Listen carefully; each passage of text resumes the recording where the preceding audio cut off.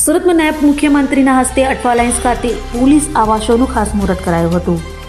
નાયબ મુખ્યમંત્રી હર્ષ સંઘવીની હાજરીમાં સુરતમાં વિવિધ 2 કાર્યક્રમો યોજાયા હતા। અઠવા લાઇન્સ સ્થિત પોલીસ કોમ્યુનિટી હોલ ખાતેથી વિવિધ કેટેગરી પ્રમાણે આવાસોનું ખાસ મુહૂર્ત કરાયું હતું। ભેસ્તાન ખાતે બનનાર પોલીસ આવાસ કે જેમાં કક્ષા 160 કોન્સ્ટેબલથી એએસઆઈ માટે બનનાર હોય તો અમરોલી ખાતે 220 કે જેમાં પણ કોન્સ્ટેબલથી લઈ એએસઆઈ સુધી, પાલ ખાતે C24 પીએસઆઈ ક્વાર્ટ અને કોન્સ્ટેબલથી એએસઆઈ માટે બનનાર આવાસોનું ખાસ મુહૂર્ત કર્યું હતું। 75 કરોડના ખર્ચે અર્બન પોલીસ સ્ટેશનના બાંધકામ થનાર છે, જેનું ખાસ મુહૂર્ત નાયબ મુખ્યમંત્રી હર્ષ સંઘવીના હસ્તે કરાયું હતું। આજે સુરત શહેર પોલીસના મુખ્ય મથક એટલે અઠવા લાઇન્સ ખાતે जो हमारा રહેણાંકના जो विस्तार है हमारा पुलिस स्टाफ માટે અહીંયા માનની जो नायब मुख्यमंत्री श्री हरभाई संघवी साहब तरफ थी અત્યારે जो 75 करोड़ રૂપિયાના કામોના ભૂમિપૂજન કરવામાં આવ્યા,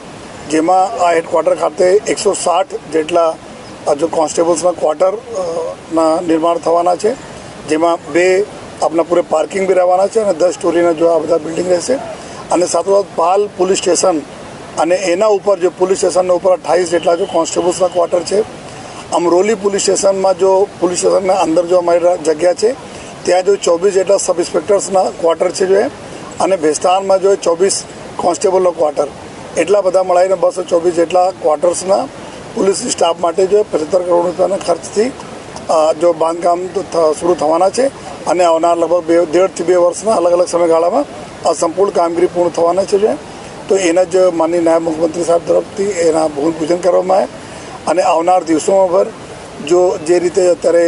માસ્ટર પ્લાન બની રહ્યા છે કે સમગ્ર જો અમારા સ્ટાફ છે પોલીસ સ્ટાફ એના બધાને ક્વાર્ટર મળે, આ દિશામાં બી જરૂરી કાર્યવાહી માટે જો નાયબ મુખ્યમંત્રી તરફ સૂચનાઓ પણ મળી છે, જેના ઉપર અમે લોકો કાર્યવાહી કરી।